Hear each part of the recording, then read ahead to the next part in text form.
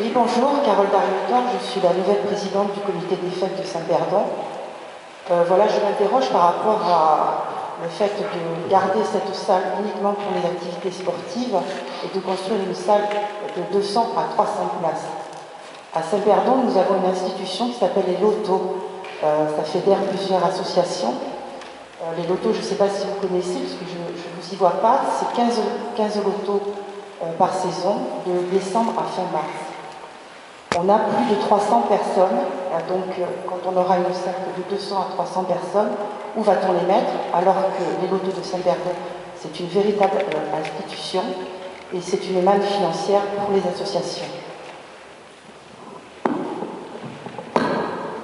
Alors, dans notre programme, nous avons prévu de faire un pôle multiculturel de 200-300 personnes supplémentaires par rapport à cette salle-ci. Cette salle-ci sera réaménagée pour être utilisée pour les associations, pour pouvoir faire du sport, pour pouvoir organiser les lotos. Tout ce qui est évidemment conséquent se fera toujours ici. On ne va pas détruire cette salle. Par contre, le projet qu'on veut faire, c'est une salle de taille raisonnable, dans laquelle il y aura plusieurs pièces qui pourront servir à toutes les associations, et où il y aura une salle maximum de 100-300 places, il faut étudier avec des architectes, qui servira pour des repas. Il y a certains repas ici, la salle est beaucoup trop grande. Par exemple, aujourd'hui, on aurait eu une salle plus petite, on en aurait eu assez, et le fait d'avoir un complément, d'avoir deux salles, permettra de couvrir toutes les activités et les besoins des associations, des clubs sportifs et des Saint-Perdonais. Ça répond à ta question? Oui, mais enfin, il y a la salle Jean Bourlon, par exemple, pour aujourd'hui, si c'était pas... Là, on parle aussi des concerts et tout ça, qu'on a effectivement un pôle culturel à Saint-Pierre-du-Mont. Nous, dans le cadre des fêtes, on fait venir un gros orchestre qui s'appelle Zaradas. Ils ont besoin de place. Tu as raison, Carole, mais pour les fêtes, nous sommes obligés de monter les chapiteaux. Nous sommes obligés de partager. Dans les Saint-Perdonais veulent une salle, il faut s'y prendre presque un an à l'avance. Donc une deuxième salle d'utilisation raisonnée ne sera pas en plus. La salle Bourlon peut servir.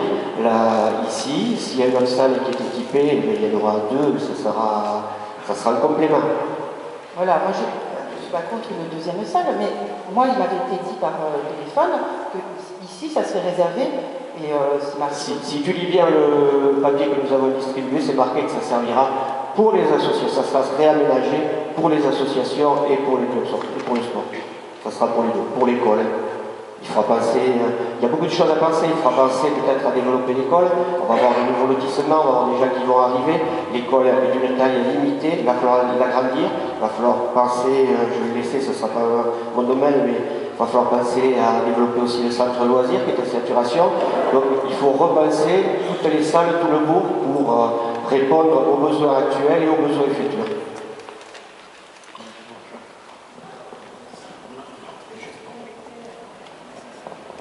Donc, une autre question? Attends, je finis juste de répondre par rapport au fait que vous disiez que vous ne n'y voyez pas au loto. On fait partie d'autres associations aussi.